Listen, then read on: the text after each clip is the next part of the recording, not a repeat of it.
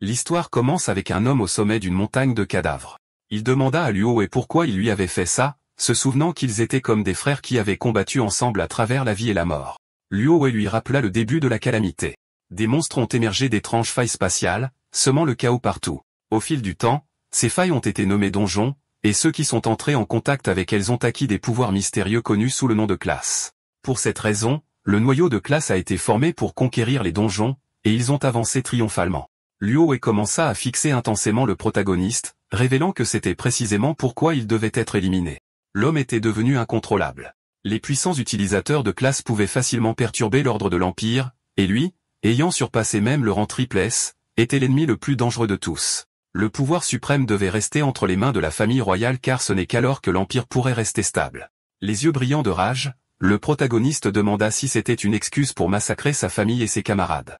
Avec de la malice dans les yeux, Luo clarifia qu'il faisait cela pour la stabilité de l'Empire. Juste avant que le protagoniste ne puisse reprendre son souffle, Luo déclencha une puissante explosion, révélant qu'il avait trafiqué son armure il y a longtemps. L'explosion injecterait également un poison composé dans ses blessures. Luo savait qu'après une bataille de rang SSS, le protagoniste n'aurait pas la force de résister. Pour s'en assurer, Luo avait préparé une armée entière, considérant cela comme sa dernière marque de respect. Juste avant de mourir, le protagoniste commença à se souvenir des moments passés avec Luo. À ce moment-là, sa compétence cachée, Monde Miroir, remplit ses conditions d'activation. Monde Miroir, une compétence cachée de rang SSS, était la capacité ultime qui inversait tout. Il perdit la vie, et son âme sombra dans un lac. Des décennies plus tard, deux garçons torturaient un autre garçon, l'attachant à un arbre et submergeant son corps dans le lac. L'un d'eux lui donna un coup de poing dans l'estomac et dit à son ami de le replonger. Alors qu'il le torturait, il ne pouvait s'empêcher de se moquer de lui, décidant de le garder sous l'eau plus longtemps pour lui donner une leçon s'il continuait à faire semblant. Son expression leur semblait hilarante, et il prévoyait de le sortir pour le frapper encore quelques fois. Le garçon ne pouvait plus retenir sa respiration. Il ne savait pas pourquoi il devait toujours être celui qui souffrait. À ce moment-là, l'âme du protagoniste commença à s'éveiller. Un garçon avec des lunettes s'approcha des brutes et leur dit d'arrêter car l'autre garçon allait mourir. L'une des brutes se retourna et, avec un regard arrogant, rétorqua que s'il était sur le point de mourir, il n'avait qu'à se soigner car c'était à cela que servait un chanté, même s'il savait que cela ne servirait pas à grand-chose. Il mentionna ensuite que le garçon avec des lunettes était un hypocrite car c'était lui qui les avait tous conduits à le trouver. Par conséquent, si le garçon mourait, ce serait de sa faute. Le garçon avec des lunettes paniqua, expliquant qu'il ne l'avait fait que parce qu'il l'avait forcé. Cela mit en colère la brute qui se prépara à le frapper, mais alors quelque chose d'étrange se produisit et une lumière puissante commença à émerger du lac. Les brutes commencèrent à fuir la scène, criant de terreur à propos de l'apparition d'un donjon et de la nécessité de s'échapper car un nouveau donjon dépassait leurs capacités. L'attention du garçon avec des lunettes était fixée sur le garçon qu'il torturait. Voyant qu'il était toujours submergé dans l'eau, il commença à courir vers la corde sachant qu'il devait le sauver. À ce moment-là, le lac s'assécha complètement et des monstres commencèrent à apparaître. Le garçon avec des lunettes commença à défaire les nœuds, et pendant qu'il était distrait, l'un des monstres se jeta sur lui. Mais juste à ce moment-là, le garçon qui était attaché le saisit par les vêtements et le tira hors de la trajectoire de l'attaque. Puis il étendit sa main et utilisa une compétence appelée impact glacial. Le système l'informa qu'il avait utilisé une guérison de base sur un démon mineur A, mais l'action avait échoué car les HP de la cible étaient déjà pleins. Le garçon avec des lunettes paniqua, ne comprenant pas pourquoi il soignait le monstre. Lorsque le monstre essaya d'attaquer à nouveau, il invoqua un bouclier, bloquant l'attaque juste à temps. Lorsque le protagoniste ouvrit la fenêtre d'information, il vit que son nom était Yunshae, et qu'il avait la classe de chanter. Il réalisa qu'il avait utilisé un sort de guérison et que ce n'était pas son corps d'origine. Normalement, quand quelqu'un touchait un donjon, il se liait au système et obtenait une classe de départ aléatoire, qui devrait être immuable. Après cela, il grandirait et deviendrait plus fort à travers le donjon, gagnant des compétences liées à leur classe. Cependant, il avait été un guerrier qui avait atteint le sommet. À l'époque, il avait utilisé une compétence appelée Monde Miroir. Après cela, il fut piégé dans le Monde Miroir jusqu'à ce qu'il entende le cri de mort de ce garçon. Il réalisa finalement qu'il avait été réanimé dans le corps de ce garçon. Ce n'était pas exactement une pensée heureuse, mais il remercia quand même le garçon de lui avoir donné une chance de se venger. Le garçon avec des lunettes informa Yunshae que les monstres les encerclaient et demanda une aide immédiate car il ne pouvait en gérer que 3 au maximum. Le protagoniste savait que son corps était trop faible. Même ses petits ennemis étaient au-delà de ses capacités. À leur vitesse, il ne pouvait même pas courir. En ouvrant sa fenêtre de compétences, il réalisa qu'elles étaient toutes inutiles. La guérison de base restaurait 1 à 4 HP à une cible, et les vignes enchevêtrées invoquaient des vignes pour immobiliser un seul ennemi avec un faible taux de réussite. Chanté était trop spécialisé. Ses forces étaient dans le soutien, mais il était surclassé dans tous les rôles. Il n'était pas étonnant que cette classe soit toujours méprisée. Pour l'instant, avec ses vieux instincts de combat, il pouvait résister brièvement. Yunsha esquiva l'attaque du monstre sachant qu'il avait besoin d'une issue rapide car il mourrait si son endurance s'épuisait. Maintenant, la compétence cachée, Monde Miroir, était son seul espoir. Le protagoniste esquiva une attaque sans savoir comment fonctionnait la compétence, puis toucha le monstre, mais la compétence échoua car les conditions n'étaient pas remplies. Il ne savait pas si son niveau était trop bas ou s'il avait besoin d'un vrai miroir. Lorsqu'il utilisa à nouveau la compétence sur le monstre, elle échoua une fois de plus en raison de son niveau insuffisant. Remarquant cela, il conclut que le monde miroir avait besoin d'une surface réfléchissante pour s'activer. Le problème de niveau ne pouvait pas encore être résolu, il décida donc d'essayer une autre cible. Lorsque le protagoniste utilisa la compétence sur l'arme du monstre, elle échoua à nouveau en raison de son niveau insuffisant. Il essaya la compétence sur un pagne en lambeaux, mais elle échoua également pour la même raison. Le garçon avec des lunettes paniqua et lui dit d'arrêter de perdre du temps avec ses compétences inutiles car il ne pouvait plus tenir beaucoup plus longtemps. Une rafale d'énergie descendit du ciel et un monstre appelé Seigneur difforme, niveau 10 apparut. Le garçon avec des lunettes savait qu'ils étaient morts. Un monstre d'élite comme celui-ci nécessitait au moins le niveau 10 pour être vaincu. Plusieurs autres rafales d'énergie commencèrent à descendre du ciel, et ses yeux s'écarquillèrent de peur, le faisant tomber au sol. Des centaines de monstres féroces apparurent devant eux. Alors que le protagoniste était occupé à utiliser sa compétence, les monstres commencèrent à charger vers eux.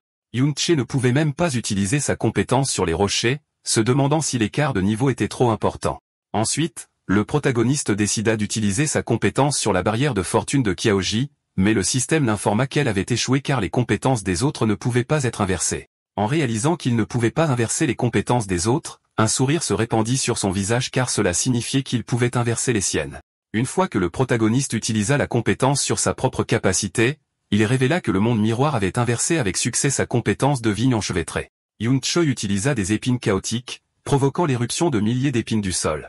Lorsqu'un des monstres essaya d'attaquer, un autre monstre entouré d'une aura rouge le frappa, sauvant Chaoji. Il était quelque peu confus, ne sachant pas ce qui se passait, mais le protagoniste réalisa que l'effet de la compétence avait été complètement inversé. Au lieu d'immobiliser, il infligeait maintenant de la confusion.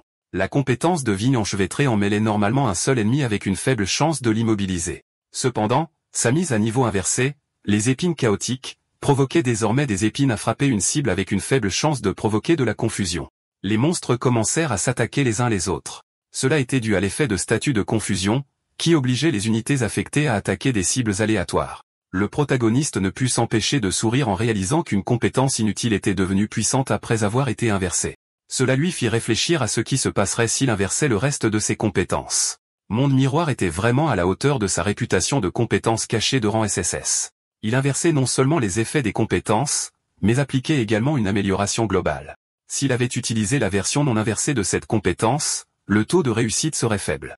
La durée de la retenue ne durerait qu'une seconde au maximum, n'atteignant pas sa puissance actuelle. Notre garçon attrapa une épée qui était coincée dans le sol et ne put s'empêcher de se demander ce qui se passerait s'il inversait ses compétences restantes. Son attention fut attirée par la compétence frappe renforcée. Elle coûtait 20 points de mana, avait une durée de 30 secondes et accordait un bonus d'attaque de 5% à une unité, l'effet se terminant lorsque l'unité consommait des points de mana. Lorsque Yunche inversa cette compétence, elle se transforma en lame trompeuse. Cela coûtait 40 points de mana, durait 60 secondes et accordait un bonus d'attaque de 10% pour chaque point de mana consommé. Il a activé l'âme piégeuse, et son épée a commencé à émaner une aura puissante. Il réalisa que chaque utilisation de compétence accordait un bonus de puissance d'attaque de 10%. L'âme piégeuse était active, sa durée restante étant de 60 secondes. Rien qu'en activant ceci, toute utilisation de compétence déclencherait des augmentations de puissance d'attaque. Le potentiel était incroyable. Yunche est monté de niveau, atteignant maintenant le niveau 6. Il remarqua que de nombreux monstres étaient morts de leurs propres querelles intestines et réalisa que ces monstres donnaient une quantité décente d'expérience à leur mort. Quand un des monstres essaya une attaque surprise, notre garçon réagit à temps et bloqua l'attaque. L'attention de Yunche fut attirée par sa propre barre de HP, qui avait 480 HP et 120 points de mana. Il réalisa que monter de niveau restaurait complètement ses points de mana. Alors que les monstres restaient chaotiques, il décida de tester cette lame piégeuse. Yunche activa épine chaotique, consommant des points de mana. Cela déclencha l'effet de lame piégeuse, provoquant une diminution rapide de ses points de mana tandis que son attaque augmentait de façon répétée d'un bonus de 10% à chaque consommation. Il avait maintenant 12 points de mana, mais sa lame piégeuse avait entraîné une augmentation d'attaque de 120% avec 44 secondes restantes sur sa durée. Ses yeux commencèrent à briller et son attention se fixa sur un des monstres chargeant vers lui. Il réalisa que cette compétence brisait toutes les conventions en lui permettant d'atteindre 2,2 fois sa puissance d'attaque si facilement. Quand le monstre attaqua, notre garçon dévia le coup, se déplaça derrière lui, et fit une entaille profonde sur son dos puis son estomac. Kaoji était choqué. Il n'arrivait pas à croire que c'était Yoon Choi qui observait ses mouvements. Il se demandait comment un chanté de niveau 5 pouvait avoir une telle capacité, et depuis quand les chantés possèdent-ils de telles compétences. Notre garçon continua à combattre les monstres, les tuant un par un.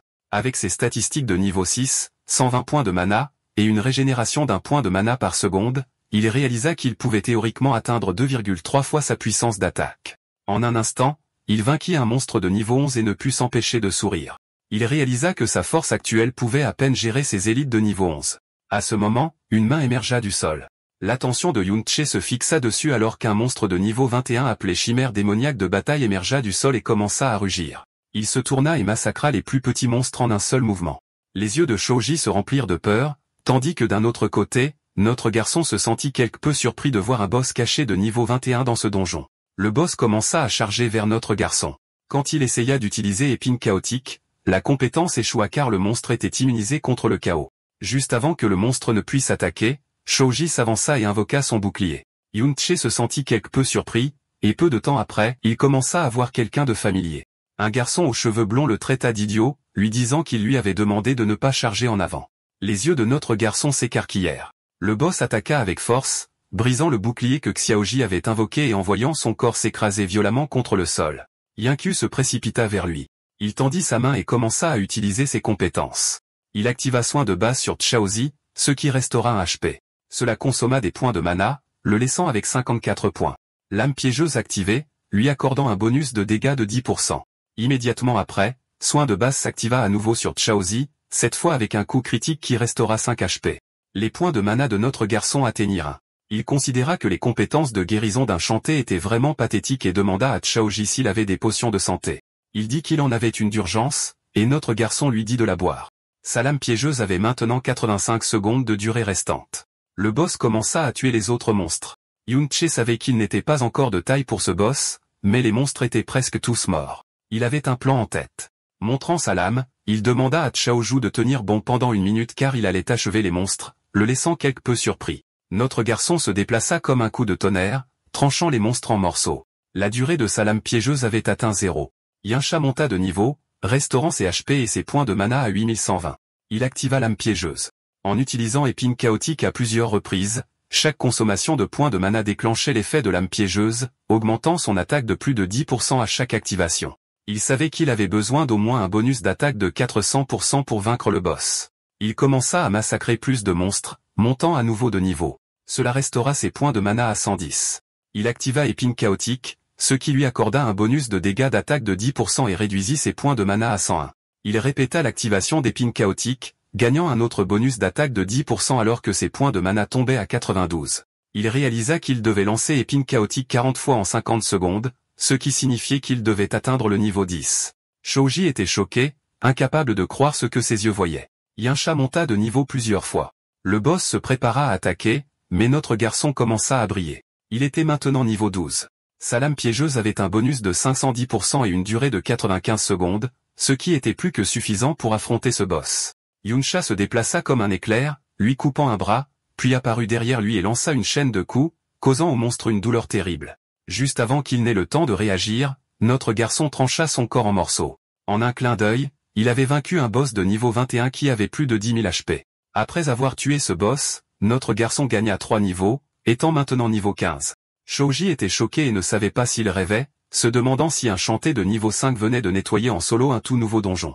Maintenant que le seigneur du donjon avait été vaincu, le donjon était nettoyé. Il s'approcha et demanda à Yoon Choi si c'était vraiment lui. Les monstres laissèrent tomber des objets, et le système incita notre garçon à les collecter. Il voulait savoir comment notre garçon était soudainement devenu si fort. Notre garçon commença à se souvenir de son passé, et en voyant le visage de Chaoji, il demanda quelle était sa relation avec Chao Benben. Chaoji était choqué car il ne savait pas comment Yoon Che connaissait le surnom de son arrière-grand-père. Yoon Che fut quelque peu surpris d'apprendre qu'il était en fait l'arrière-petit-fils de Chao Benben. Il commença à se souvenir de Chao Benben et ses yeux se remplirent de tristesse car toutes les personnes qu'il connaissait avaient été tuées par Luo Wei. Juste avant qu'il ne puisse en demander plus sur Chao Benben, Kaoji détourna le regard et mentionna qu'il n'était pas nécessaire de parler de lui à ce moment-là. Si Yun-che ne voulait pas répondre à sa question, il n'était pas obligé de dire quoi que ce soit. Il n'y avait pas besoin de l'humilier comme ça. Yun-che était un peu confus car il ne savait pas ce qui se passait. Shaozi mentionna que bien qu'il ne sache pas pourquoi, Yun-che avait caché sa véritable force tout ce temps. Il conseilla qu'il devrait retourner à l'école. Étant donné que le lendemain, l'école organiserait une visite au mémorial d'histoire moderne et que sécher les cours les ferait remarquer. Yun-che ne put s'empêcher de serrer le poing fermement et de se sentir furieux. Il décida de l'écouter, mais au fond de lui, il savait qu'il ne pouvait pas encore révéler son identité. Si Kaoji enquêtait trop, il pourrait devenir suspicieux. Yun-che pensa au mémorial d'histoire moderne. Il devrait y avoir des archives de ce qui s'est passé après sa mort. Le lendemain, ils montèrent dans le métro en direction de l'école. Les étudiants étaient très excités. Les temps avaient beaucoup changé. Après avoir été morts pendant tant d'années, le monde avait énormément muté. Ils n'arrivaient pas à croire qu'ils utilisaient maintenant des produits des donjons pour alimenter les voitures. Beaucoup de choses étaient apparues qu'ils n'avaient jamais vues auparavant. Cependant, il en avait vu certaines dans des donjons par le passé. Il ouvrit son inventaire système. Il se demanda si seuls les objets laissés tomber par les monstres pouvaient être sortis d'un donjon. Il s'est équipé de l'anneau en os de chimère. C'était un anneau de niveau 14 formé à partir d'une côte du seigneur du donjon de chair et d'os, la chimère du champ de bataille. Il permettait à celui qui le portait d'attacher un membre de chimère à son corps. Il a pris le livre de compétences de physique robuste dans son inventaire. Il était d'excellente qualité, de type compétences passives, et sa classe apprenable était universelle. Il a remarqué que des équipements comme celui-ci et des livres de compétences pouvaient être retirés via l'inventaire. Ils pouvaient également être achetés et vendus en dehors des donjons. Il avait la compétence physique résiliente active. C'était une compétence passive et permanente qui réduisait les dégâts physiques entrants. Les choses qui ne pouvaient pas être stockées dans l'inventaire après avoir vaincu le seigneur auraient dû disparaître avec le donjon. Ses yeux ont commencé à briller de confusion. Il ne savait pas ce qui s'était passé après sa mort. Peu de temps après, il est arrivé au mémorial d'histoire moderne, et la première chose qu'il a vue a été la statue de Luo Wei, le souverain suprême du royaume, l'empereur qui avait mis fin aux catastrophes des donjons. Le professeur a commencé à guider les élèves à travers le mémorial d'histoire moderne. Il a expliqué que de nombreux élèves savaient que cet endroit même, il y a plus de 50 ans, avait été le champ de bataille de cette fameuse rébellion. Le professeur a expliqué qu'à cette époque, ils étaient profondément affligés par les donjons.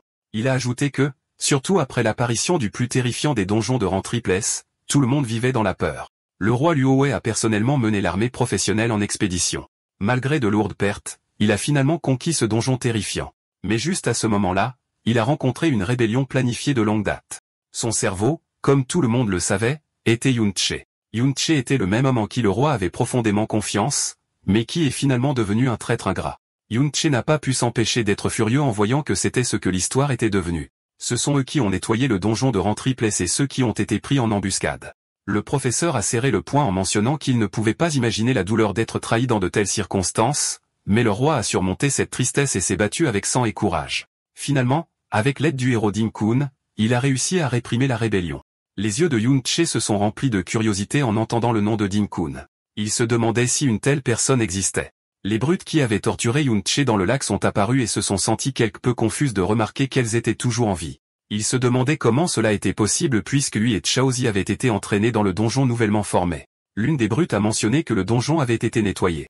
Il pensait que pour qu'un nouveau donjon soit nettoyé si rapidement, un maître devait être à proximité. Selon lui, ils avaient eu une chance incroyable de trouver ce maître. Notre attention de garçon s'est fixée sur eux, réalisant qu'ils étaient les salauds qui avaient torturé le propriétaire de son corps. Tout le monde a commencé à s'approcher de Dinshu pour savoir de quoi il parlait, réagissant avec une incrédulité totale. Il se demandait s'il avait vraiment rencontré un nouveau donjon et, plus choquant encore, s'il avait survécu à une catastrophe à l'intérieur. Dinshu a mis son bras autour de l'épaule de Chaoju et a mentionné qu'il avait eu beaucoup de chance de s'en sortir vivant. Il a commencé à chuchoter, révélant qu'ils avaient failli les entraîner dans ce donjon ce jour-là et a exigé de savoir comment ils prévoyaient de régler cette dette. Chaozi a paniqué, indiquant clairement que c'était la faute de Dinshu. Il a menacé de le signaler, l'accusant d'avoir presque causé sa mort et celle de Yun-che. Dinshu a attrapé Chaozi par la tête, se demandant ce qui lui passait par la tête et réalisant qu'il ne semblait pas avoir la moindre idée de la situation. Dinshu a effrayé Chaozi pour qu'il regarde la statue devant eux et observe son ancêtre se faire piétiner par le héros. Il a révélé qu'il était le traître, Chaoan, et Chaoji était son descendant. Finalement, il a demandé s'il pensait vraiment que quelqu'un prendrait son parti. Dinshu a commencé à crier, disant que Chaozi pouvait l'insulter, mais il ne pouvait pas insulter son ancêtre, laissant le pauvre Chaoji en état de choc. Tout le monde a commencé à se rassembler, sachant que le grand-père de Ding Shu était le héros Ding Kun. En entendant cela, les yeux de notre garçon ont commencé à briller de rage. Les élèves ont réalisé que la personne à côté d'eux était Chaoji, le descendant de Chaoan. Pour eux, le descendant d'un traître insultant un héros était un signe d'un monde à l'envers. Ils ont rappelé que son ancêtre, Kiaoan, avait massacré de nombreuses personnes. Et si le héros n'était pas intervenu, qui sait combien d'autres seraient morts. Ding Shu a commencé à feindre, indiquant clairement qu'il se fichait de ce qu'il disait sur lui dans son dos, mais il ne pouvait pas lui permettre d'insulter son ancêtre en face. Le professeur s'est approché de Kiaozi, a posé une main sur son épaule et lui a demandé de s'excuser. Il lui a dit qu'en tant que son professeur, il avait toujours été juste et lui a rappelé que le héros avait pardonné à sa famille dans le passé. Il a conclu que même s'il ne ressentait aucune gratitude pour cela, il n'avait pas le droit de le diffamer. Après avoir dit cela, le professeur est parti. Ding Shu a posé une main sur sa tête et a révélé que s'il lui donnait une raclée en public, les gens ne feraient que l'acclamer. Personne n'allait aider un chien vicieux qui se faisait battre, et d'ailleurs, Chaozi était un chien particulièrement méprisé. Il a attrapé Kaoji par les cheveux et lui a demandé s'il croyait vraiment que lui, le descendant d'un héros, pouvait avoir tort. Il s'apprêtait à frapper Kaoji, mais à ce moment-là, quelqu'un lui a donné un coup de pied au visage, l'envoyant au sol. Les yeux de Kaoji s'écarquillèrent de surprise. C'était Yun-che, les yeux brillants de rage. Il a demandé si la famille du héros n'avait pas le temps de discipliner ses morveux. Les élèves ont commencé à enregistrer, se demandant si c'était vraiment Yun-che. Ils ont commenté qu'il semblait être une personne complètement différente et n'arrivaient pas à croire qu'il avait osé frapper Ding Shu. Selon eux, il était fou, et certains se souvenaient qu'il n'était que de niveau 5, le plus faible de sa classe. Alors ils se demandaient ce qui lui était arrivé pour qu'il ose frapper Ding Shu. Il n'avait pas de parents et avait toujours été trop sombre pour avoir des amis, alors il pensait qu'il avait perdu la tête. Ding Shu a essuyé sa joue, indiquant clairement que Yun-che n'était qu'un punching ball qui devait être reconnaissant que Ding Shu ne s'en prenait pas à lui. Il n'arrivait pas à croire qu'il avait encore osé l'attaquer alors qu'il ne faisait pas attention. Lui et ses amis ont commencé à charger vers notre garçon. Yun-che s'est déplacé comme le tonnerre, esquivant leurs attaques et les frappant avant qu'ils ne puissent réagir. Ding Shu est tombé à genoux sur le sol et a commencé à cracher du sang. Les élèves ont commencé à murmurer entre eux. Ding Shu était sous le choc car il n'arrivait pas à croire à la vitesse de Yun-che. Les élèves étaient quelque peu confus car ils ne savaient pas ce qui s'était passé. Ils se demandaient comment il avait été de nouveau abattu si facilement et si Ding Shu était, en fait, un faible. Ding Shu a explosé de rage, incapable de croire comment un niveau de soutien de niveau poubelle 5 pouvait soudainement être plus fort que lui. Immédiatement, il a utilisé la compétence en fer, qui augmentait sa puissance d'attaque de 25%. Il s'est équipé du marteau forgé au feu, ce qui lui a accordé 314 points de puissance d'attaque. Il pensait que Yun-che avait juste eu de la chance, et sans perdre une seconde, il s'est jeté sur lui. Notre s'est déplacé rapidement et, profitant de l'ouverture, lui a donné un coup de poing à la mâchoire. Il utilisait la compétence lame de tromperie, qui augmentait sa puissance d'attaque de 80%. Ding Shu était sous le choc. Notre garçon lui a donné un coup de pied, l'envoyant s'écraser durement au sol. Le garde est arrivé et voyant Yun-che piétiner Ding Shu, a demandé s'il y avait un soigneur. Les élèves étaient sous le choc en voyant la vitesse de Yun-che. Ils se souvenaient qu'il n'était que de niveau 5. Même la fille blonde et son ami étaient sous le choc. Le garde a clairement indiqué que les combats étaient interdits à l'intérieur de la salle en raison du risque d'endommager quelque chose, puis a demandé au professeur pourquoi il ne pouvait pas contrôler ses élèves. Le professeur a commencé à marcher vers Yun-che. Il avait non seulement insulté un héros, mais avait maintenant aussi osé agresser son descendant. Selon lui, Yun-che était éhonté. Le professeur a dégainé son épée et l'attention de Yun-che s'est fixée sur lui. Notre garçon a utilisé l'anneau, et lorsque le professeur a essayé d'attaquer, son épée s'est brisée en morceaux, laissant tout le monde sous le choc. Yun-che a mentionné qu'il devrait mettre de côté la discussion sur qui était éhonté pendant un moment. Il a fait remarquer au professeur que bien qu'il prétendait être juste, il semblait n'avoir écouté que le point de vue de Ding Shu, et il l'a interrogé directement, lui demandant s'il essayait de s'attirer les faveurs de sa famille. Le professeur lui a dit d'arrêter de dire des bêtises, puis son regard s'est fixé sur l'anneau de notre garçon. Il se demandait de quel type d'équipement il s'agissait puisque, bien qu'il n'ait pas utilisé toute sa force, il avait réussi à bloquer son attaque. Alors qu'une aura puissante émanait de son corps, Yun-che a précisé qu'il ne s'agissait que d'un commentaire désinvolte et a ajouté qu'il ne croyait pas que le professeur soit ce genre de personne. Les étudiants étaient choqués que Yun-che ait pu bloquer l'attaque du professeur. Le professeur a promis qu'il enquêterait sur la cause de ce conflit. Il se demandait comment Yun-che avait obtenu cet équipement et s'il avait un soutien. L'anneau de Yun-che était l'anneau d'os de chimère dont la durabilité était déjà endommagée à 37%. Bien qu'il soit de qualité épique, c'était un équipement obtenu d'un seigneur de niveau 21. L'utiliser contre le professeur de niveau 35 était allé trop loin. Yun-che a demandé à être expulsé avec Chaoji. Chaoji s'est levé et a commencé à suivre notre garçon, confus. Les étudiants n'arrivaient pas à croire que Yun-che ait bloqué l'attaque du professeur. Le professeur a demandé à ses étudiants de lancer un sort de soin sur Dingshu. Il était triste, car personne n'avait survécu, et Ben avait été tué par ce héros. Son regard s'est fixé sur Chaozi, et il s'est dit qu'il répondrait sans réfléchir.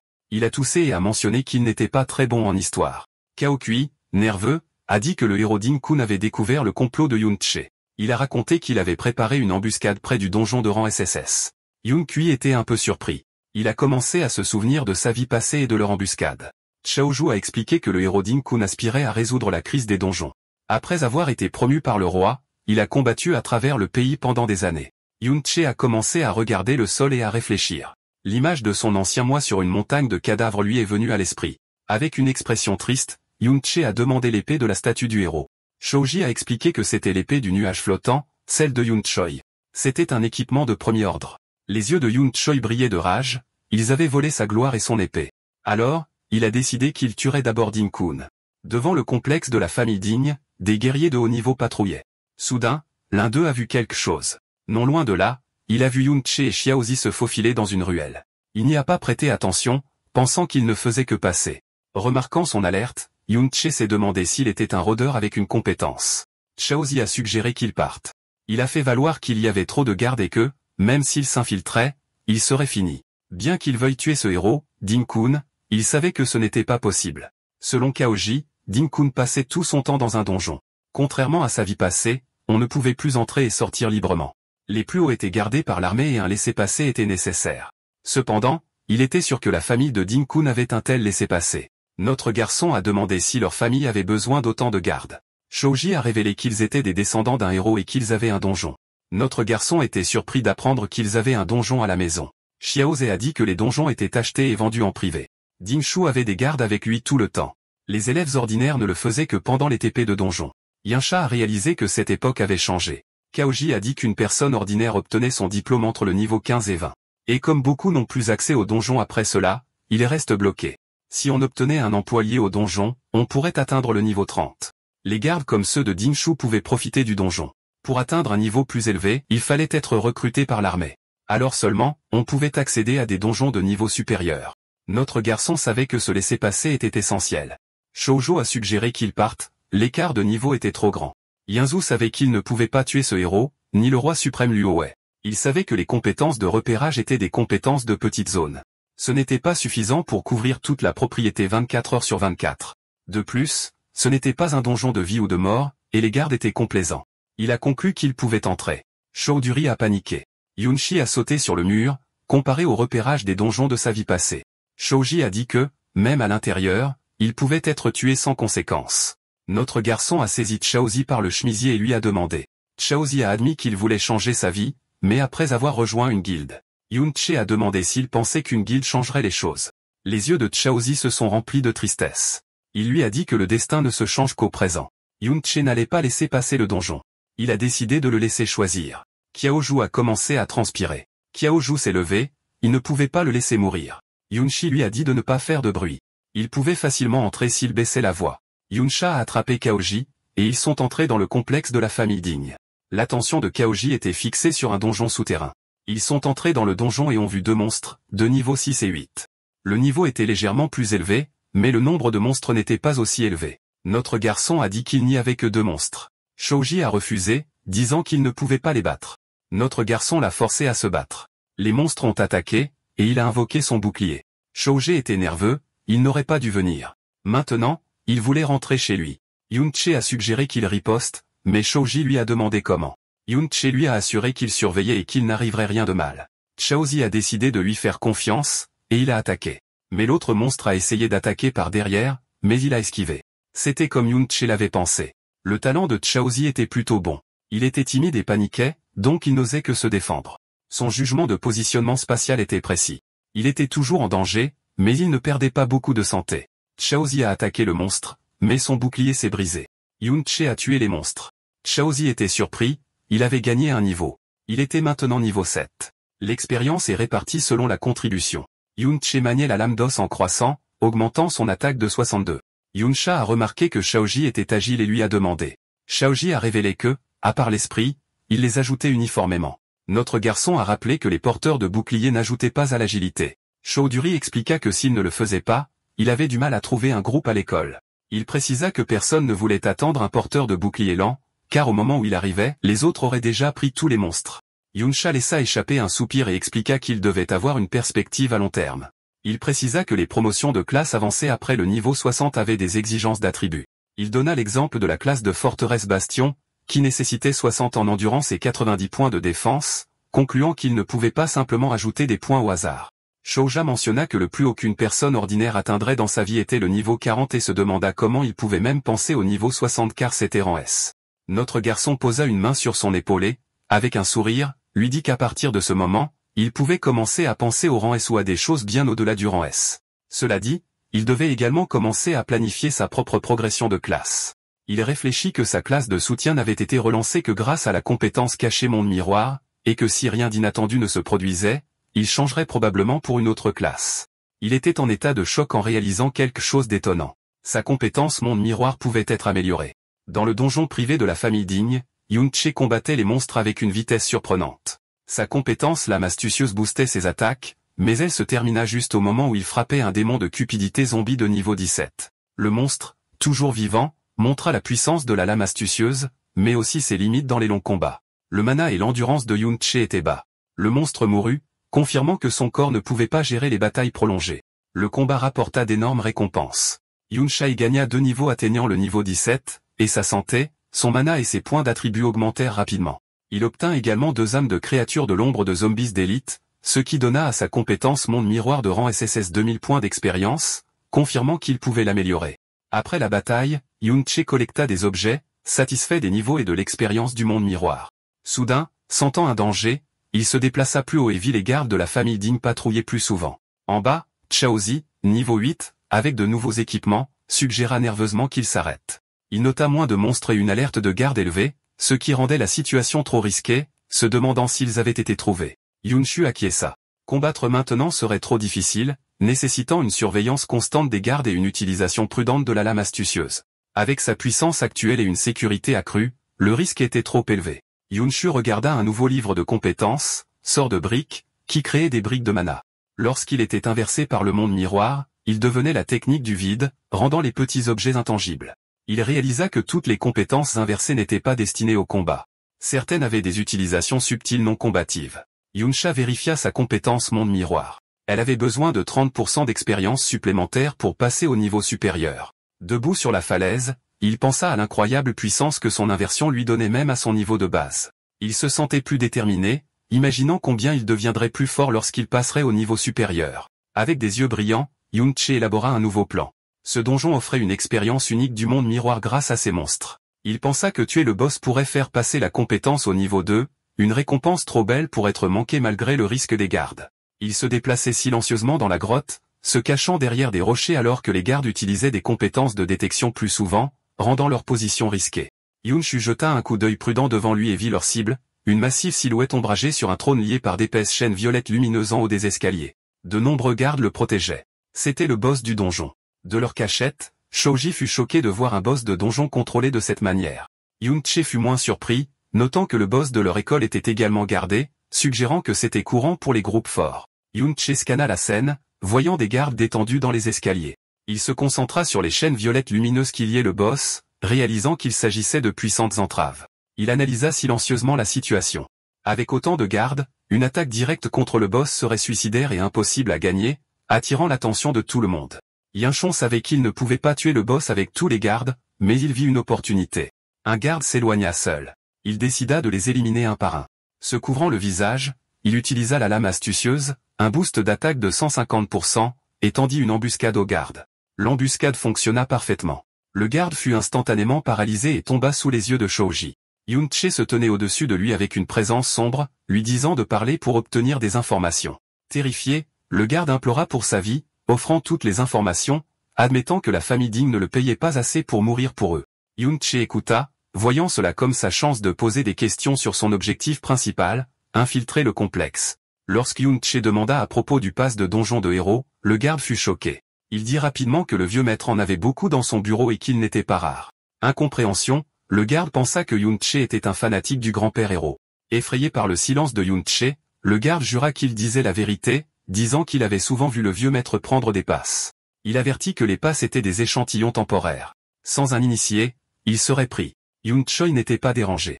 Il attrapa le col du garde, lui disant de ne pas s'inquiéter. Avec un regard froid, il ordonna au garde de vider son inventaire, montrant son plan pour lui voler et probablement prendre son identité. De retour au complexe de la famille Digne, Yun-che continua d'interroger le garde, le tenant par sa chemise. Yun-che fut déçu par un seul livre de compétences médiocres. Le garde terrifié jura que c'était tout ce qu'il avait, expliquant que la famille Digne gardait tous les butins de donjons précieux dans leur résidence intérieure, laissant aux gardes extérieurs des restes. Yun-che apprit le baptême de la lumière du soleil, une compétence passive donnant une défense temporaire après la guérison. Il utilisa le monde miroir pour l'inverser en bénédiction de la lumière de la lune, une compétence offensive forte accordant des boosts d'attaque temporaire après la guérison. Il nota que cette compétence, comme les passes de donjon, était dans la résidence intérieure. Le garde pointa la résidence intérieure somptueuse de Digne, expliquant que les gardes extérieurs comme lui ne pouvaient pas entrer sans une convocation directe. Il dit que la sécurité était extrême. Sauf pour Ding Shu, tous ceux à l'intérieur étaient au-dessus du niveau 50 avec des équipements de pointe, ce qui rendait les gardes extérieurs inutiles. Yun-che serra le garde plus près, demandant si le pass était dans la résidence. Le garde terrifié confirma, ajoutant que le puissant chef de famille, niveau 42, était également là, un ennemi que Yun-che ne pouvait pas battre. Il détailla la force de la famille, les chefs de famille actuels et seconds, niveau 42, le troisième chef de famille, niveau 52, et le vieux maître, niveau 57. Il avertit que si les deux membres les plus forts revenaient, ce serait impossible. Après avoir obtenu toutes les informations, Yun-che assomma le garde. Il demanda à Chaoju de porter l'armure du garde comme déguisement et d'attendre son signal. Puisque le puissant chef de famille était en sécurité à l'intérieur, Yun-che prévoyait de l'attirer à l'extérieur au lieu de l'affronter directement. De retour dans le donjon, Yun-che observa le boss. Il comprit que la famille Digne utilisait des chaînes de haut niveau pour maintenir le boss en vie, créant un spot de farm privé permanent. Il réalisa que la sécurité de ce système, reposant sur des chaînes facilement gardées, pouvait être exploitée. C'était une grosse faille. Les gardes pensaient que leur méthode était sûre parce que personne ne déverrouillerait les chaînes, mais ils ne connaissaient pas Yun-che, qui, de sa vie passée, savait comment les déverrouiller. Il s'approcha silencieusement d'un garde et défit facilement la serrure. Les chaînes tombèrent, et le boss enragé se libéra, devenant sauvage. Les gardes paniquèrent alors que l'énorme monstre se déchaînait. Ce chaos était exactement ce dont Yun-che avait besoin pour attirer le chef de famille hors de la résidence intérieure en utilisant la méthode parfaite pour le faire. Le plan fonctionna. Les alarmes retentirent alors que le chef de famille de niveau 42 se précipitait hors de la résidence intérieure non gardée, ordonnant un renforcement immédiat du donjon. Alors que lui et ses gardes se précipitaient pour gérer la crise, Yun-che utilisa la distraction pour saisir les puissantes chaînes de combat de niveau 60 qui liaient le boss. Tenant l'équipement de haut niveau pulsant, Yun-che sut que son plan avait réussi. Avec le chef de famille et les gardes d'élite occupés, lui et Chaudhuri pouvaient facilement entrer dans la résidence intérieure. Alors que le plan de Yun-che ouvrait la voie, de nouvelles personnes arrivèrent à l'entrée principale de la maison de la famille Digne. Les serviteurs accueillirent le deuxième maître de retour, Dingyao, niveau 42, et son fils Ding Shu, qui arrivèrent en voiture de luxe. Dingyao minimisa la récente défaite de Ding Shu contre Yun-che comme une petite erreur, mais Ding Shu rétorqua que saluer son père n'était pas la raison pour laquelle il était là. Dingyao ouvrit alors la portière de la voiture pour une Miss Yun-che. Deux jeunes femmes sortirent, une avec de longs cheveux blonds et son amie aux cheveux noirs, probablement Yun-che. Le chef de famille moustachu, de retour du désastre du donjon, attendait en haut des escaliers, souriant. Soudain, son sourire disparut, remplacé par la confusion puis la colère. Il repoussa brutalement un serviteur qui s'inclinait, lui ordonnant de ne pas le bloquer. Alors que le serviteur gisait au sol, le chef de famille en colère se dirigea rapidement vers Dingyao, Ding Shu et leurs deux invités, visiblement contrariés. Depuis les bois, Chaozi, déguisé en garde, observait la scène à la maison. Yun-che apparut soudainement derrière lui, surprenant le garçon. Chaozi dit qu'il était inquiet, notant qu'avec le retour de la famille Digne, ce n'était pas le bon moment pour se faufiler dans la maison. Yun-che demanda calmement pourquoi il avait l'air inquiet, et Chaudhuri, surpris, demanda comment il était arrivé là si vite. Yun-che expliqua que la créature qu'il avait libérée était un seigneur de donjon. Même un niveau 31 était difficile à capturer vivant, ce qui signifiait que cela occuperait les principaux combattants de la famille Digne pendant longtemps. Il dit qu'il ne vaincrait pas le boss de sitôt, ce qui en faisait le moment idéal pour eux. Une fois cela réglé, il demanda à Chao ce qu'il avait vu. Chaozi regarda tristement la maison. Il dit que le serviteur que le chef de famille avait frappé était son plus jeune oncle, Chaoli, un homme de niveau 17. Yun-che écouta Chaozi raconter une partie sombre de leur passé commun. Il dit que lorsque le vieux Yun-che se rebella, sa famille avait déjà été tuée. Chaozi ajouta que, d'une certaine manière, cela les avait sauvés des années de honte et de douleur qui ont suivi pour les enfants de traîtres, comme sa propre famille. En entendant parler de la douleur que la famille du vieil ami de Yun-che avait subie à cause de mensonges sur leur passé, le visage de Yun-che montrait une sombre tristesse et une forte volonté. Alors qu'ils observaient depuis les arbres, Chaozi continua l'histoire triste de sa famille. Il expliqua qu'après avoir été qualifié de traître, la famille Chao fut confrontée à une méchanceté constante de l'Empire. Leurs maisons ont été détruites et leurs vies ont été ruinées. Cela a empiré sous les ordres secrets du soi-disant héros Ding-kun, qui s'est assuré que les membres Chao survivants soient constamment harcelés et blessés. Battus et brisés sans autre choix pour survivre, les membres restants de la famille Chao ont été forcés de travailler pour les mêmes personnes qui ont contribué à leur ruine, la famille Ding. Maintenant, ils mènent une vie pauvre, observant toujours les visages de leurs maîtres, se courbant et se grattant pour des restes. Chaudhuri admit avec honte qu'ils sont parfois montrés comme preuve du pouvoir et de la gentillesse de la famille Ding pour avoir pardonné aux enfants d'un traître. Il dit que la génération de son père a essayé de se défendre et de changer leur destin, en dénonçant l'injustice, mais leurs efforts se sont mal terminés. Le stress a brisé son père qui est devenu fou tandis que son oncle Chaoli est devenu complètement obéissant, agissant comme rien de plus que le chien de la famille Ding. Accablé par cette histoire désespérée, Chao commença à douter de ses propres actions, se demandant s'il était juste de suivre Yun-che dans un endroit aussi dangereux. Son doute fut interrompu lorsque Yun-che se tourna vers lui et dit fermement qu'il devait se rendre dans la résidence intérieure. Paniqué, Shoujo essaya de l'arrêter, lui rappelant rapidement que le père de Ding Shu, un combattant de niveau 42 entièrement équipé, était à l'intérieur. Il avertit Yun-che que s'il était découvert, il mourrait sûrement. Yun-che n'était pas effrayé par le danger. Il expliqua sa conviction qu'en cette époque, où les gens puissants contrôlent qui peut utiliser le pouvoir et les donjons, on ne peut espérer changer sa vie sans prendre de risques. Il regarda Kaoji, ajoutant que certaines choses ne seront jamais faites si l'on s'inquiète et attend trop. Finalement, Yun-che lui donna un choix clair. Il dit à Chaozi qu'il pouvait l'aider à changer son destin, mais Chaozi devait décider d'agir en premier. Yun-che clarifia ses propres plans. Il se défendrait, mais il ne forcerait pas Chaozi à le suivre. Même avec la forte volonté de Yun-che, Shoji était toujours très effrayé et doutait. Il affirma que la famille Ding était une énorme puissance qui dominait le monde, demandant comment eux deux pouvaient se battre contre une force aussi importante. Yun-che se détourna de lui, regardant les résidents intérieurs lointains alors qu'il commençait à avancer. Il dit au Chaozi stupéfait que son objectif était bien plus grand que de simplement abattre une famille. Le véritable ennemi qu'il prévoyait de combattre, dit-il, était l'Empire tout entier. Pendant ce temps, à l'intérieur de la résidence intérieure tranquille, Ding Yao se détendait sur un canapé servi par une servante. Il se demanda comment le seigneur du donjon s'était libéré de ses chaînes solides. En le voyant, la fille blonde avec Ding Shu demanda poliment à son oncle si c'était un mauvais moment, proposant de revenir un autre jour à cause de l'urgence. Ding Yao écarta rapidement ses inquiétudes, disant que son frère aîné, le chef de famille, pouvait s'en occuper. Il lui promit qu'un simple problème de donjon était bien moins important que sa visite. Il continua, souriant, expliquant que lorsque son puissant père, le vieux maître, et son troisième frère ont appris qu'elle venait, ils avaient déjà commencé à rentrer à la maison pour la rencontrer. De plus, il dit qu'ils avaient déjà contacté le grand-père héros qui était très excité de la rencontrer, indiquant clairement qu'il serait très facile de gérer la situation. Depuis un endroit caché sur un balcon, Yun-che entendit tout. Son attention s'aiguisa sur le grand-père héros, sachant qu'il parlait du soi-disant héros Ding-kun. Son esprit s'emballa, reliant cette nouvelle information à ce qu'il avait appris du garde capturé. Pour entrer dans le donjon du héros, il fallait à la fois un laissez-passer et quelqu'un pour les accompagner. Il regarda les invités, voyant avec quel respect Yun-che était traité, et réalisa que son statut devait être très élevé. Puis un détail important le frappa. Son nom était Yun-cha, partageant le même nom de famille que son moi actuel. Il se demanda si ce n'était qu'une coïncidence. Pour l'instant, il repoussa cette pensée. Il concentra son regard, décidant de se concentrer sur son objectif immédiat, obtenir le laissez-passer du donjon.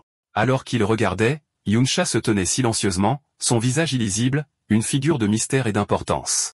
Avec les principaux combattants de la famille Ding occupés, Yun-cha profita de l'occasion pour se faufiler dans la résidence intérieure. Il se déplaça silencieusement dans les couloirs riches, glissant devant deux servantes qui parlaient et utilisant les ombres pour se cacher. Il traversa les salles richement décorées, se déplaçant plus profondément dans le manoir vers son objectif. Pendant ce temps, à l'extérieur du donjon, le problème était résolu. Le chef de famille, Ding Yi, niveau 42, et ses forces se tenaient devant le seigneur du donjon maintenant vaincu. Ding Yi observa la situation, décidant que la créature avait été libérée exprès. Cela le dérangeait, cependant, parce qu'il ne pouvait pas trouver qui l'avait fait. Il imagina que prendre un si grand risque n'avait pas pu être fait juste pour une pièce de bon équipement comme les chaînes. Déterminé à protéger sa maison, il ordonna à ses gardes d'encercler d'abord la résidence intérieure. Sa principale préoccupation était son invité important. Il ne pouvait laisser rien effrayer la jeune femme. À l'intérieur du bureau, Yoon Chae commença sa recherche. Il se rendit au bureau dont le garde lui avait parlé, mais fut d'abord agacé de constater que les tiroirs étaient vides. Se souvenant de sa nouvelle compétence non combattante, il utilisa le phasing, l'inverse du sort de brique. Cela permit à sa main de traverser le bois massif du bureau, révélant un endroit caché à l'intérieur. Il trouva un tiroir rempli de livres et de journaux. Il sortit les objets, ses yeux se posant d'abord sur ce qui ressemblait à un journal intime. Le mettant de côté, il trouva le vrai prix, une collection de livres de compétences fantaisistes de haute qualité. L'un était pour une compétence de soutien forte, aura de ralentissement, qui pouvait ralentir tous les ennemis dans une zone étendue. Il avait trouvé la cachette secrète de la famille. L'entrée de la résidence intérieure de la famille Digne était maintenant pleine de gardes. Caché dans les bois voisins, Shoji regardait avec terreur, se demandant pourquoi tous les gardes étaient venus et craignant qu'ils n'aient été découverts. Sa panique grandit à mesure que d'autres gardes arrivaient, et il réalisa que la situation était trop risquée. Il craignait que si Yoon Chae ne sortait pas tout de suite, il serait pris. La peur d'être pris lui rappela les souvenirs douloureux de son père devenant fou et des souffrances constantes de sa famille. Sa première pensée fut de courir, de s'éclipser et de se sauver. Alors qu'un autre garde s'approchait de sa cachette, il fut paralysé en ne sachant pas quoi faire. Mais à ce moment clé, les mots de Yoon Chae lui vinrent à l'esprit. Il pouvait être aidé à changer, mais il devait faire le choix lui-même en premier. S'étant décidé, Kaoji laissa échapper un cri fort, attirant délibérément l'attention des gardes. Il sortit alors de sa cachette et commença à courir, les éloignant du manoir. Il avait fait son choix. Il agirait comme une distraction pour s'assurer que Yoon Chae ne soit pas découvert. De l'intérieur du manoir, Yoon Chae vit l'acte courageux de Kaoji. Avec les gardes distraits, il brisa une fenêtre et sauta. Il se sentit fier, réalisant que son ami avait enfin surmonté sa peur et choisi de se battre contre son destin. Pour aider Kaoji à s'échapper, Yoon Chae créa une distraction encore plus grande. Il atterrit parmi les gardes, les narguant en disant qu'il avait volé les chaînes et les livres de compétences, les défiant de venir les chercher. En colère, les gardes quittèrent immédiatement leur position et le poursuivirent. Tout en courant, Yoon Chae utilisa l'aura de ralentissement qu'il venait de voler. Cependant, grâce à Monde Miroir, la compétence s'inversa, devenant une aura d'accélération, qui augmenta sa vitesse et celle de ses amis proches. Le chef de famille, Digny, les vit courir mais remarqua quelque chose d'étrange. Au lieu de fuir la maison, il retournait vers le donjon. Réalisant le danger, il ordonna à 2 de ses escouades d'arrêter la poursuite et de retourner protéger le seigneur du donjon. Chaoji, courant maintenant à côté de Yangxi, était totalement confus. Il demanda pourquoi Yangxi ramenait tout le monde dans la mauvaise direction, vers le danger. Yangxi expliqua son grand plan. Il savait qu'avec autant de gardes partis à leur poursuite, les forces restantes avaient déjà vaincu le seigneur du donjon sauvage. Pour contrôler le puissant boss, ils avaient dû se battre férocement. Cela signifiait que la santé du seigneur était maintenant à son niveau le plus bas, ce qui le rendait faible. Yoon Chae vérifia l'état de sa compétence ultime, Monde Miroir, voyant à quel point elle était proche de devenir plus forte. Avec ses yeux brillants de violet, il savait ce qu'il devait faire. Tuer le seigneur du donjon affaibli maintenant lui donnerait l'impulsion finale dont il avait besoin pour rendre sa capacité la plus puissante plus forte. Un silence tendu s'installa dans le somptueux salon de la famille Digne. La jeune fille blonde sirotant poliment son dit à Dignao, son hôte, qu'il pouvait s'occuper de l'agitation extérieure. Souriant avec assurance, Dignao, le second patriarche, minimisa l'incident en disant qu'il s'agissait d'un petit voleur, assurant à son invité, son frère, Digny, qu'il s'en occuperait facilement. Mais c'était loin d'être facile. Dans le donjon, le grand patriarche Digny essayait furieusement de reprendre le contrôle. Il hurla sur un garde pour sa lenteur et lui ordonna de se lancer directement à la poursuite du seigneur déchaîné. Voyant Yoon Chae passer en trombe, Digny ordonna à ses unités les plus rapides, les voleurs et les archers, d'abandonner le boss et de poursuivre l'intrus à tout prix. Leurs efforts échouèrent. Yoon Chae se déplaçait avec une vitesse incroyable, les laissant derrière. Il connaissait son avantage. Il avait mis la moitié de ses points d'attribut dans l'agilité. Combiné à ses compétences d'accélération inversée, il était si rapide que seuls des voleurs ou des archers spécialisés de niveau 30 avaient une chance de le suivre. Il atteignit facilement la salle principale où le seigneur squelettique était entouré. La bête était gravement blessée et paralysée, des gardes luttant pour lancer un sort de plafond. Yoon Chae vit que son plan avait parfaitement fonctionné. Le boss était maintenant à son point le plus faible. Avec une vague d'énergie violette, il se prépara à porter un coup décisif pour achever le seigneur du donjon affaibli. Alors que Yoon Chae s'approchait, les gardes autour du seigneur le repérèrent. Ils crièrent l'alarme, se précipitant pour bloquer son chemin. Avant qu'il ne puisse se défendre correctement, Yoon Chae déclencha des épines chaotiques. Des vignes épineuses violettes jaillirent du sol, les fouettant. Les gardes étaient perplexes, n'ayant jamais vu cette compétence. Les épines essayèrent d'infliger un trouble de statut. Les humains résistent généralement à de tels effets, mais la compétence de Yun-che était anormalement puissante, et plusieurs gardes ne purent y résister.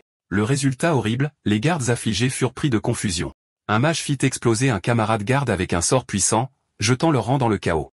Les autres gardes regardèrent avec choc, stupéfaits par le taux de réussite incroyablement élevé de la compétence. Avec des ennemis se battant entre eux, Yun-che saisit sa chance. Il se faufila facilement à travers les gardes désorganisés. Son chemin était clair vers son prix, le seigneur à bas HP mûr pour la prise. La défense des gardes s'effondra alors que Yun-che se faufilait. Ils paniquèrent, criant pourquoi leur bouclier et leur contrôle de foule avaient échoué, frappant accidentellement des alliés. Yun-che nota leur mauvaise coordination, les reconnaissant comme une équipe hétéroclite sans véritable expérience de combat en équipe. Il songea que la longue paix les avait rendus mous, menant à leur chute. Un capitaine de la garde essaya de rallier ses hommes, insistant sur le fait que s'il pouvait clouer l'intrus au sol, il serait mort. Juste à ce moment-là, le premier patriarche Dingyi arriva, ordonnant à ses hommes de retenir Yun-che. Le guerrier de niveau 42 en équipement enflammé déclara qu'il s'occuperait personnellement de l'intrus. Avec son arme flamboyante, il sauta, préparant une attaque dévastatrice sur Yun-che. Yun-che observa l'approche du patriarche, se préparant. Avec un son méprisant, il décida d'affronter l'attaque de front. Il sortit les chaînes de combat de niveau 60 qu'il avait volées. Bien qu'étant d'un niveau trop bas pour les équiper complètement, il savait que leur immense durabilité restait intacte. Alors que l'attaque enflammée de Dingyi descendait, Yun-che utilisa les chaînes comme un bouclier improvisé, bloquant avec succès la pleine force de l'explosion puissante. Yun-che transforma intelligemment l'attaque puissante de Dingyi à son avantage. Au lieu de simplement bloquer l'explosion de feu, il utilisa son immense impact pour se propulser vers l'arrière comme un boulet de canon, brisant le sceau magique que les gardes essayaient de maintenir autour de leur boss. Il atterrit parfaitement devant le seigneur du donjon estropié. Avec une dernière moquerie, il remercia effrontément le patriarche enragé pour la promenade. Avant que les gardes ne réagissent, Yun-che déclara qu'il volerait l'expérience du seigneur. Il déchaîna un puissant coup de grâce, frappant la bête affaiblie et mettant fin à sa vie. La récompense fut immédiate et énorme. Yun-che gagna instantanément 3 niveaux stupéfiants, passant au niveau 20 et recevant 9 nouveaux points d'attribut. Plus important encore, l'expérience massive du seigneur du donjon maximisa sa compétence cachée, Monde Miroir. Une notification du système confirma que la compétence avait été améliorée, atteignant enfin le niveau 2 convoité. Fou de rage après que son kill ait été volé, le premier patriarche Dingyi hurla de fureur et chargea Yun-che avec sa hache enflammée. Suivant son exemple, les gardes restants se précipitèrent, déterminés à capturer l'intrus audacieux qui se tenait calmement devant le corps massif du seigneur du donjon. Mais Yun-che n'avait pas peur. Il se concentra sur son butin, le nouveau pouvoir que sa compétence ultime avait gagné au niveau 2. Alors que l'attaque puissante de Dingyi était sur le point de se connecter, elle passa inoffensivement à travers une image scintillante de Yun-che qui disparut ensuite. Les gardes s'arrêtèrent, confus par sa disparition soudaine. Yun-che se retrouva dans un endroit complètement nouveau. Le monde s'était transformé en une version silencieuse, cristalline, bleu-vert du donjon. Il activa une nouvelle capacité de sa compétence cachée, Monde Miroir. Dans cette dimension étrange, il vit des versions claires et fantomatiques de Dingyi et d'autres gardes inconscients de sa présence. Un chronomètre indiquait que sa marche miroir durerait près de 30 minutes. Il réalisa avec excitation qu'il pouvait maintenant entrer dans le monde à l'intérieur du miroir. À l'intérieur de l'étrange monde bleu-vert, Yun-che commença à utiliser son nouveau pouvoir. Il vit que tout était une image miroir parfaite du monde réel, inversée de gauche à droite. Au début, il pensa que les formes fantomatiques des gardes n'étaient que des illusions alors que sa main traversait l'une d'elles. Mais quand il toucha le sol de lumière cristalline, il le trouva solide, réalisant que cet endroit était plus qu'une simple illusion. Son exploration le mena à une découverte étonnante. Il ramassa un morceau de cristal solide sur le sol, et un message lui dit qu'il avait un éclat de miroir qui, surtout, pouvait être sorti de ce monde et dans le monde réel. C'était une grosse affaire pour Yun-che. Il comprit qu'avec sa compétence monde miroir maintenant au niveau 2, il pouvait faire passer de vrais objets de cet autre monde dans le sien. Se demandant ce qui avait changé d'autre avec l'amélioration des compétences, il vérifia son écran système. Il vit une liste de compétences complètement différentes montrant de nombreuses capacités inversées puissantes comme l'invisibilité et la cage de champ de force, mais la plupart d'entre elles étaient marquées comme non activées, ce qui le déconcerta. Un message expliqua rapidement que ces compétences étaient pour les compétences de base non encore apprises. Il comprit alors la pleine puissance de sa nouvelle capacité. La liste montrait les formes inversées de toutes les compétences qu'il pouvait apprendre. Il savait maintenant que pour utiliser l'une de ces fortes capacités, il devait d'abord trouver et apprendre leur version normale dans la réalité. L'inversion de compétences qu'il utilisait au niveau 1 n'était qu'une simple partie basique du vrai pouvoir de sa capacité. Alors qu'il parcourait la liste excitante des pouvoirs futurs, il réalisa que cela changeait tout. Il pouvait maintenant choisir des paires de compétences fortes et planifier tout son chemin de classe à l'avance, sachant exactement quelles formes inversées puissantes il obtiendrait. Alors que Yunsha pensait au plein potentiel de sa nouvelle compétence, il sentit soudain quelque chose derrière lui. Se retournant, il vit une faible forme humaine bleu-vert flottant sans but dans l'air cristallin. Il se demanda si c'était une âme, comme il était coincé avant de revenir à la vie. L'idée l'intéressa, et il demanda si d'autres âmes étaient également dans ce monde étrange. Sans prévenir, l'âme calme a éclaté d'énergie verte, se transformant en une créature morte vivante hurlante, osseuse, qui s'est jetée sur lui. Surpris, Yunsha sortit sa lame brillante et se prépara à se battre. Il rencontra l'attaque de la créature et, d'un seul coup, brisa facilement l'être mort-vivant, remarquant qu'il ne semblait pas très fort. Juste après avoir fini la créature, un nouveau message apparut, attirant son attention. Le système lui proposa un contrat de mort-vivant. Il expliqua qu'il pouvait conclure un accord avec l'âme qu'il venait de battre, lui permettant de quitter le monde miroir et de se battre pour lui dans le monde réel. Le contrat disait aussi que le niveau le plus élevé de l'âme serait toujours le même que le sien, et qu'il pouvait avoir 20 contrats de ce type. Cet événement inattendu fit réfléchir Yunsha à ce que ce nouveau pouvoir pourrait faire. Yunsha réfléchit à ce que signifiait son nouveau pouvoir. Il comprit alors qu'après avoir battu une créature morte vivante dans le monde miroir, il pouvait conclure un accord avec son âme et la faire sortir dans la réalité en tant que puissant combattant. Tenant l'éclat de miroir qu'il avait rendu réel, il savait que sa capacité ne servait pas seulement à des choses comme les pierres. L'amélioration de niveau 2 du monde miroir changeait vraiment la donne, lui permettant d'amener non seulement des objets, mais aussi une armée de morts vivants du monde miroir dans le monde réel. En regardant l'immense paysage de cristal plein de possibilités, il trouva l'idée intéressante. De retour dans le monde réel, les choses étaient chaotiques. Avec son seigneur vaincu, le donjon privé avait disparu, laissant une armée de gardes stupéfaits et confus. Il ne pouvait pas comprendre où l'intrus était allé. Un capitaine demanda frénétiquement comment il avait pu disparaître ainsi, se demandant s'il s'agissait d'une compétence de furtivité de voleur de haut niveau. Un expert en voleur répondit rapidement que non, expliquant que leur furtivité avait des limites claires et ne pouvait pas faire disparaître quelqu'un aussi parfaitement. L'absence de réponse mit un autre capitaine en colère, et il attrapa le voleur, exigeant de savoir comment l'intrus avait pu s'échapper alors qu'il y en avait tant. Le premier patriarche, Digny, était encore plus en colère. Ayant perdu son précieux donjon privé, il déversa sa colère sur l'un de ses hommes, saisissant le visage de l'homme et criant que s'il ne trouvait pas le responsable, il devrait lui rembourser la perte. Pendant ce temps, le temps de Yunch dans le monde miroir touchait à sa fin. Alors que son minuteur de marche miroir décomptait, il se demandait où il réapparaîtrait. Allait-il revenir à son premier endroit, ou y avait-il d'autres règles pour quitter le monde miroir? Il obtint sa réponse un instant plus tard lorsqu'il réapparut dans le monde réel exactement au même endroit où il avait disparu. Le furieux Digny le repéra tout de suite et, sans réfléchir, rugit à ses hommes de l'attraper. Face à la nouvelle attaque des combattants de la famille Digne, Yunsha resta parfaitement calme. Il leva une main, une lumière verte tourbillonnante y brillant alors qu'il leur disait de ne pas être si rapide. Il dit qu'après avoir été agressé en groupe pendant si longtemps, il était temps pour lui de faire de même. Sur ce, il utilisa le pouvoir qu'il venait d'acquérir du monde miroir.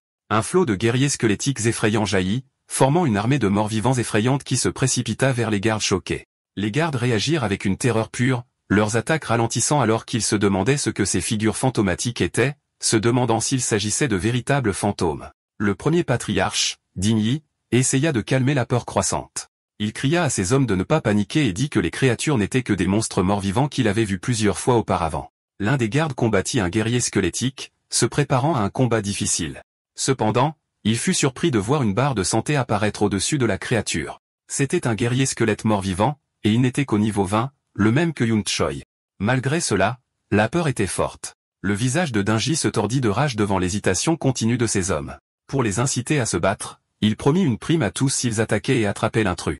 L'idée d'une récompense sembla les rendre à nouveau courageux. Mais alors que les gardes détournaient leur attention de l'armée de morts-vivants pour la reporter sur Yunsha, ils constatèrent qu'il n'était plus là. Confus, ils regardèrent autour d'eux, se demandant où il avait bien pu aller. Ayant utilisé ces morts-vivants nouvellement invoqués comme diversion, Yunsha regardait le combat depuis une distance sûre. Il jugea que son armée actuelle était encore trop faible pour être vraiment efficace. Il savait que s'il pouvait trouver et conclure des accords avec des âmes plus fortes, les gardes désorganisés ne feraient pas le poids face à lui. Cependant, il était limité par ce qu'il pouvait trouver. Il avait déjà conclu des accords avec les 20 âmes les plus fortes disponibles dans la petite zone qu'il avait explorée dans le monde miroir. De plus, il constata que son exploration du monde miroir n'était pas sans fin. Il avait heurté un mur qui le maintenait à moins de 200 mètres de l'endroit où il était entré. Cela lui fit réaliser que pour trouver de meilleurs morts-vivants, il devrait entrer dans le monde miroir depuis différents endroits à l'avenir. Sa planification fut interrompue lorsqu'il vit que son ami, Chaoji, qui avait servi de diversion, avait été retrouvé caché dans les bois. L'un des gardes ricana au garçon déguisé, le taquinant à propos de la récompense qu'il obtiendrait pour l'avoir attrapé. Sans hésitation, Yun-che bondit de l'ombre, abattant rapidement et précisément les gardes qui menaçaient son ami. Leur chemin étant dégagé, il attrapa le Xiaoji stupéfait et lui dit qu'il partait. En regardant le désordre qu'il avait créé avec son armée de morts-vivants occupant le reste des gardes, Yun-che décida que leur travail était terminé. Il était temps de rentrer, de s'éloigner du danger et de vérifier correctement toutes les nouvelles choses qu'il avait gagnées grâce à son audacieux raid. Alors que Yun-che et Xiaozi s'échappaient, les gardes restants de la famille Ding combattirent l'armée de morts-vivants. Les gardes attaquèrent férocement les guerriers squelettiques, brisant leurs os. Un chef de garde nota que les créatures n'étaient pas très fortes, mais leur soulagement fut de courte durée. À leur horreur, un squelette vaincu se reformerait instantanément, indemne. Ils continuèrent à se battre, mais les squelettes ne cessaient de revivre. Juste au moment où le moral des gardes était en train de s'effondrer, Dinghe, le fort chef de la famille Ding, de niveau 52, apparut calmement en fumant. Il réalisa que les squelettes étaient des créatures invoquées et que leur résurrection utilisait la magie de leur invocateur. Avec un sourire confiant, il conclut qu'ils avaient juste besoin de les tuer jusqu'à ce que leur maître soit à court d'énergie. Quelque temps après l'attaque chaotique, le vieux maître, le puissant chef de la famille avec une longue barbe blanche, revint. Il demanda immédiatement si leur invité important, Mademoiselle Yun-cha, était parti. À l'intérieur, son fils, Dingyao, s'inclina respectueusement, s'excusant de ne pas l'avoir tenu. Il expliqua que l'intrus était incroyablement audacieux, causant une commotion en criant et même en brisant une fenêtre, ce qui effraya leur invité. Le vieux maître, le redoutable Ding Dan de niveau 57, fils du héros Ding Kun, était furieux. Il cria à son fils à cause de l'échec total de la sécurité, enragé qu'un intrus soit entré et se soit échappé sans être identifié. Dingyao baissa la tête de honte, assumant l'entière responsabilité. Cependant, Dingyao offrit de bonnes nouvelles. Malgré le chaos, Mademoiselle Yun-cha accepta d'aller au donjon du héros, ce qui signifie que l'affaire de son grand-père, le héros Ding Kun, n'était pas ruinée. Cela ne calma pas le patriarche en colère. Ding Dan jura qu'il tuerait les coupables sans pitié. Il ordonna ensuite avec impatience à son fils de vérifier rapidement ce qui avait été volé d'autre. En sécurité loin du chaos, Yun-chi examina ses gains. Il regarda le permis d'accès temporaire au donjon qu'il avait volé, qui portait le nom de Shouji. Il avait le laissé-passer, son objectif principal, mais avait toujours besoin d'un escorte pour le donjon du héros. Il décida de ne pas se précipiter pour résoudre ce problème. Il évalua ses autres gains du raid sur la maison de la famille Ding. C'était très rentable, élevant son niveau à 20. Son puissant anneau d'os de chimère était presque détruit après avoir bloqué une attaque, mais il avait volé plus de 10 livres de compétences précieux. Il vit qu'un livre contenait des compétences de chant, toutes de type de soutien. Il apprit le chant de chanson de bataille, qui augmentait le taux de coups critiques et les dégâts, mais diminuait la défense. Il considéra immédiatement sa forme inversée, le chant de chanson de bouclier, qui ferait l'inverse. Il réalisa avec enthousiasme qu'en apprenant et en inversant ses compétences de soutien, il pouvait grandement améliorer ses statistiques. Avec ces améliorations et une nouvelle compétence passive qui augmentait sa force, il savait qu'il pouvait écraser n'importe quel adversaire de même niveau avec des statistiques pures. Outre les livres de compétences, le seigneur du donjon avait laissé tomber un objet rare de niveau 30, l'armure de chevalier corrompu, qui serait utile plus tard. Mais le plus important, au-dessus de tous les niveaux, compétences et équipements, il avait finalement augmenté le niveau de sa compétence cachée, le monde miroir, au niveau 2. En pensant à ses nouvelles capacités, Yun-che admit que ses invocations nécromantiques augmentaient considérablement sa puissance de combat, mais il savait que ce n'était pas suffisant. Se souvenant de la statue du héros Ding Kun, il jugea que son ennemi était au moins un berserker de rang S. Pour avoir une chance de le tuer, Yun-che pensa qu'il devrait atteindre le niveau 50 ou plus et, plus important encore, trouver et contracter un esprit nécromantique de rang S. Plus tard, à l'abri du complexe Ding, un Xiaoji encore ébranlé demanda nerveusement à Yun-cha s'il ne serait pas suivi. Yun-cha dit calmement qu'ils avaient perdu leurs poursuivants et qu'ils étaient en sécurité puisque leur visage n'avait pas été vu. Pourtant, Xiaoji était mal à l'aise, et Yun-cha remarqua à quel point l'expérience avait dû être difficile pour lui. Voyant que son armée de morts-vivants actuelle était trop faible, Yun-che décida de sa prochaine étape. Il demanda à Xiaoji s'il y avait des donjons à proximité où une personne puissante était morte. Quand Xiaoji eut l'air confus, Yun-che expliqua qu'il avait besoin d'un donjon de niveau supérieur pour monter de niveau plus rapidement, ajoutant que la personne puissante était pour quelque chose qu'il découvrirait plus tard. Après un moment, Shoujo a confirmé l'existence d'un tel endroit. Cependant, il hésitait, inquiet. Il a révélé que c'était le donjon privé de l'école, et qu'il ne pouvait pas s'y introduire en douce. L'information a fait faire une pause à Yun-cha, pensant à un donjon contrôlé et fortement gardé, mais il n'a pas hésité. Il a simplement décidé que si l'entrée normale était impossible, il utiliserait des méthodes spéciales pour obtenir ce qu'il voulait. Dans le cadre de ces méthodes spéciales pour entrer dans le donjon privé de l'école, Yun-che a rencontré son professeur de classe. Il a donné au professeur un livre de compétences de qualité violette rare et précieux pour sa classe de vagabonds, volé à la famille digne. Le pot de vin a fonctionné. Le professeur, croyant maintenant que Yun-che avait un soutien puissant, est devenu plus serviable. Il a admis que l'accès au donjon était généralement fixe, et qu'il ne pouvait pas facilement changer les choses. Cependant, il a expliqué une faille. Le donjon était ouvert aux étudiants diplômés. Bien que Yun-che ne soit normalement pas qualifié, un professeur pouvait recommander un étudiant exceptionnel. Convaincu du potentiel exceptionnel de Yun-choi, il a promis de lui obtenir une place. Le plan a réussi. Yun-choi a rejoint les étudiants entrant dans le valeureux donjon de l'école. D'autres étudiants étaient déterminés ou flatteurs. L'un d'eux a fait remarquer avec gravité que c'était peut-être sa dernière chance de monter de niveau, tandis qu'un autre a remercié le héros. Alors que Yun-che passait devant le portail lumineux, il ressentit un étrange malaise, sentant que quelque chose n'allait pas avec ce donjon.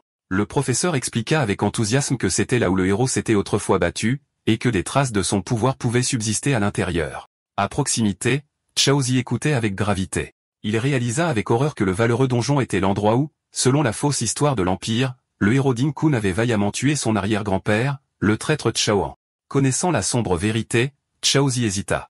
Il luttait, se demandant s'il devait dire à Yun-che ce qu'il savait de la véritable histoire du donjon.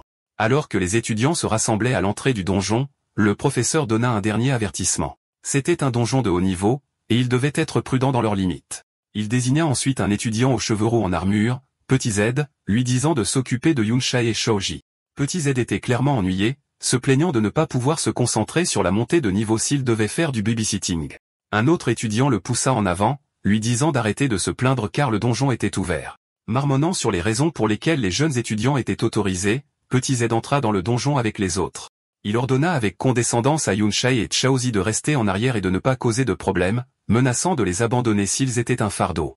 Alors que le groupe entrait dans le vaste intérieur éclairé en violet, Yun-che évalua silencieusement son environnement. Il nota que c'était censé être un donjon de niveau 20-40. Cependant, son instinct de sa vie passée hurlait que quelque chose n'allait pas. Un profond malaise l'envahit alors qu'il ressentait un profond danger qui ne correspondait pas à un donjon de cette difficulté supposée. Alors que les étudiants s'enfonçaient dans le valeureux donjon violet lumineux, Yun-che vit Yun-in et son amie blonde, Yun-cha, à l'intérieur. Il se demandait comment ils, en tant que jeunes étudiants, étaient autorisés. Petit Z, chargé de surveiller Yun-che, vit également les filles et les montra à un autre étudiant en armure. Cet étudiant rêva immédiatement d'escorter les jolies filles. Son fantasme fut interrompu par un étudiant plus grand et sérieux avec un casque qui le frappa, lui disant d'arrêter de rêver. Cet étudiant révéla que Yun-in et Yun-cha étaient beaucoup plus fortes, toutes deux au-dessus du niveau 30. Il se moqua d'eux en disant qu'il devrait demander de l'aide aux filles, et que l'étudiant rêveur n'était pas assez bon pour elles. Embarrassé, l'étudiant murmura qu'il parlait juste. Alors que les étudiants plus âgés parlaient, le garçon rêveur regarda Yun-cha et Yun-in. À la surprise de lui et de son ami, les deux jeunes étudiants de haut niveau les ignorèrent et se dirigèrent directement vers Yun-cha et Chaozi. Yun-cha les regarda s'approcher, confus. Il reconnut Yun-che comme l'invité de haut rang de la maison de la famille digne. Son approche directe le rendit méfiant. Il se demanda si elle connaissait le propriétaire original de son corps ou si elle le confrontait pour Ding-shu, qu'il avait publiquement embarrassé. L'approche de Yun-che était directe et amicale. Souriant avec assurance, elle dit à Yun-cha qu'elle l'avait vu au mémorial et complimenta ses compétences de combat, ajoutant que sa voix était unique. Yun-cha n'était pas sûr de ce qu'elle voulait, pensant qu'elle ne faisait que bavarder. Cependant, les yeux de Yun-cha brillèrent d'or alors qu'elle se penchait plus près, révélant qu'elle avait reconnu sa voix provenant du verre brisé lors de son évasion de la résidence de la famille digne. Cela stupéfia Yun-cha. Il réalisa, alarmé, que cette fille puissante l'avait identifié comme l'intrus juste à partir de 2 phrases, il cria. Ayant fait valoir son point de vue, les vêtements de Yun-cha se transformèrent en équipement de combat de mage blanc. Yun-in fit de même, mettant une tenue d'énergie vert foncé. Yun-cha dit alors à un Yun-cha toujours surpris qu'ils exploraient d'abord le donjon, puis s'éloigna avec son ami. Alors qu'elle s'éloignait, Yun-cha analysa soigneusement la rencontre. Il comprit qu'elle l'avait reconnu comme l'intrus, mais choisit de ne pas l'exposer publiquement, délivrant subtilement le message. Cela lui fit se demander si c'était un avertissement.